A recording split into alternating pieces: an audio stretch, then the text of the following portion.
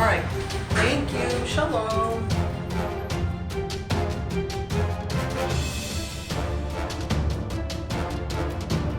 So, I think it was Mormon MGTOW asked me to ask my husband to do a video, and I did. And I told him, I don't think it's going to be what you expect.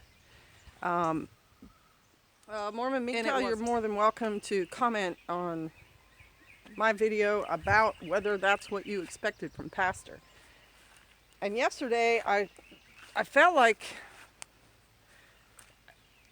I may have come to the end of the videos that I can offer up to the incels and MGTOW. I have been trying very hard to give advice that I think is going to be positive for those men, to kind of pull them out of their morass.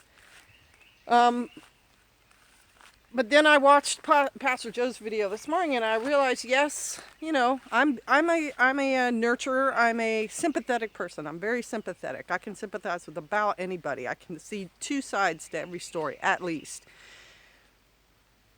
And actually, I talked to the millennial man, and I said, you know, I can picture in my mind a nationwide tour where all I do is just go to big cities and offer to give everybody a mom hug. Because I bet a lot of those guys out there haven't had just that kind of hug in years. And that kind of hug relieves stress. And I thought, wow, that would do a lot of good. That would do a lot of good. Is it a practical reality? Probably not. I'm just so daggone busy. So there, you know, there's an internet one. But then after listening to my husband's video, I realized sympathy is okay, but for men, a kick in the rear end and a get out there private and, you know, get back to it is probably the more effective way to get men out of whatever emotional pit they're in and back to action. And going back to action, it's a military thing. It's also a Hebrew, well, not Hebrew. I'm not a crossed over bloodline Israelite. I am a grafted in Israelite. So I can't really say I'm a Hebrew. I'm definitely an Israelite.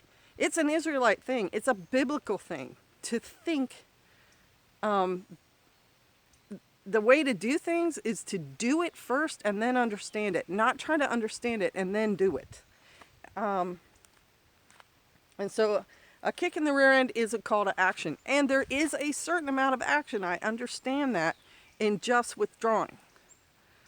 But the natural way, I don't believe that. The biblical way is for men to have a wife and a family. It changes him as a man from the lone wolf person who's, you know, snappy, bitey, and always having to be in defensive mode, to a different kind of person. And Pastor touched on it again in his video today. If all this comes about, and I've said it one time before, but I'm going to say it again, and this is what this video is about. If as many of you withdraw and refuse to take part in a society, and granted, this society is a mess, can't blame you there. If you're going to withdraw and it collapses, is that the apocalypse talked about in Revelation? Because everyone pictures a big military type, battle type scenario, you know, blood up to the bridles of the horses and everything. But my brother Justin Ukoma has done many videos on Revelation as well in the Bible, and has made some pretty good points that not everything in the Bible is the actual literal thing. The land of milk and honey probably was a land of milk and honey, probably had both things in it, but it was a phrase to describe a place, you know, with all the blessings attached.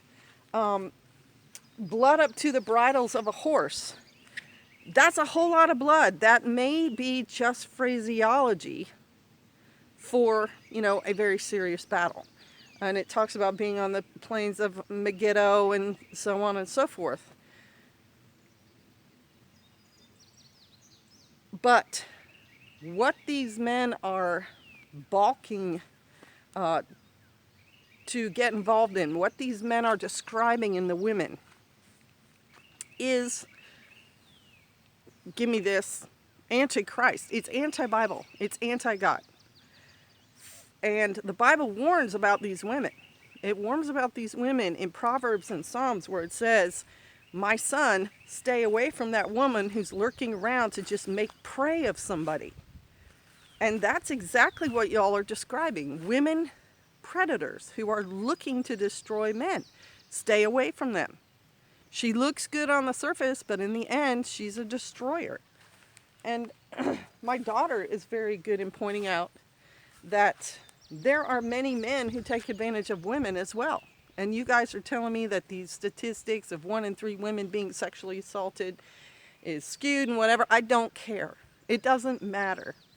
There was a man here who kept 3 women in his basement for 10 years. He kidnapped them and he kept them and he tortured them and he raped them. Amy Smart, that Mormon woman, was captured as a child and raped for continuously for 3 years. They're not lying. Okay? Just look at any crime statistic. Go into any police department and say, who are most of the victims of crime?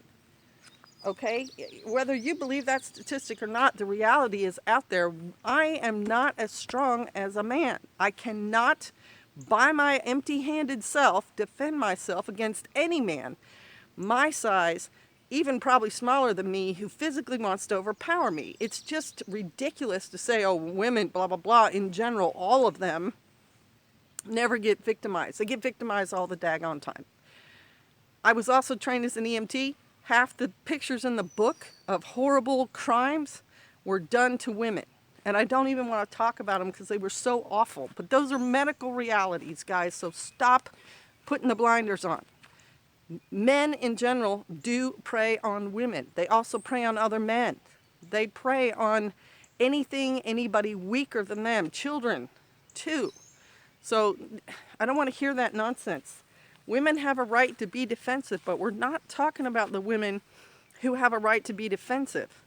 We're talking about women who actively have also rebelled and rejected the Father and what his plan is for them, and he has absolutely coded in each woman the ability to be the woman of Proverbs 31. And she's not just a stay-at-home mom with no rights and no smarts and no accomplishments. The Proverbs 31 woman is a complete woman. She does all the things. She does business things. She takes care of everybody in her household. Her husband is proud of her when he goes to the city gate to talk to the other men. He can brag about her. She's in the partnership. She's not out there lone wolfing it and going from person to person, from man to man. Now, the last thing is these women who are trying to live that hypergamy, hyperandry lifestyle. Anything outside of the Father's plan is ruin, and they get ruined. They're not, statistics are not being shown in the media about the devastation that comes from a woman who gets an abortion. And if you go into women's studies, sometimes they talk about the mental stress, the depression, the physical problems afterwards. That's because the whole thing is a lie. Satan is a liar. He's the chief liar. He's the prince of lies. And so he's going to lie to everybody, not just men, not just women. He's going to lie to everybody and promise them the world. Oh yeah, riches and fame and fortune and whatever. But he's a liar, and he's leading people down the path to destruction. That's what he likes. That's what he gets off on, if that's the way you want to talk about it that way. And so he's like the Pied Piper, leading these people down the path to destruction. And I'm not just making it up from statistics. I have personally known these women who were into equal rights and how they tried to get out in the career world and failed miserably, and then, couldn't make any money and gone downhill, and it just eventually ends in their death. I've seen at least a couple of people have that happen to them. So you MGTOW guys who are withdrawing, yes, you're going to be a happier person, but statistics show if you're happily married, you live even longer. It's even a more successful life. And I know you know that, and you just don't feel it's worth it. And that is sad. It's a sad state of affairs. So is it the end of the world?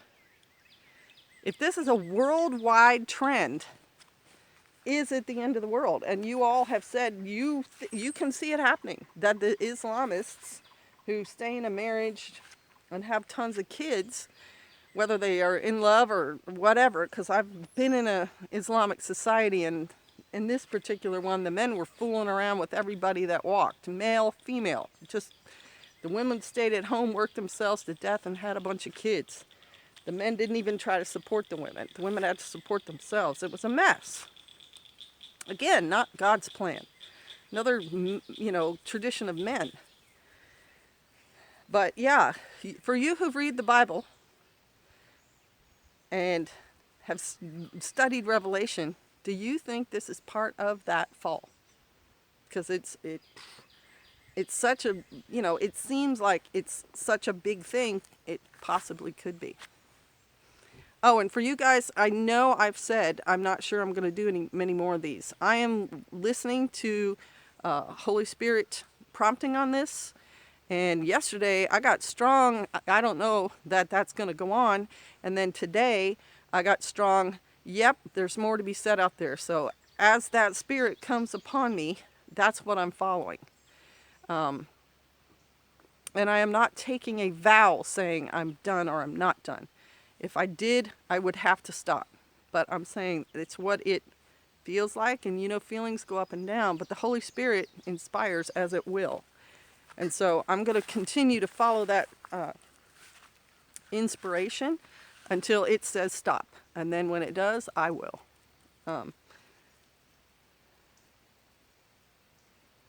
Yeah, it's just wow. Wow, wow, wow. All right. Bless you. Shalom.